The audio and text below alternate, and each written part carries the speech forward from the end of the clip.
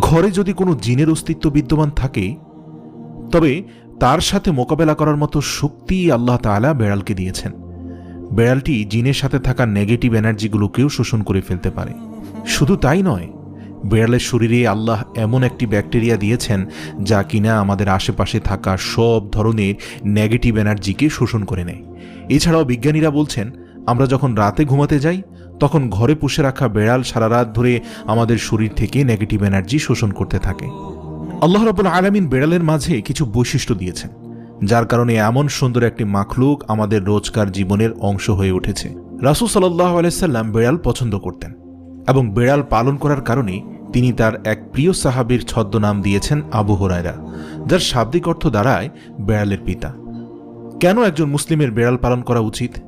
গবেষণা করে জানতে পারা যায়, আজ থেকে ৮,০০০ বছর পূর্বে জঙ্গলের বেড়ালরা খাবারের খোঁজে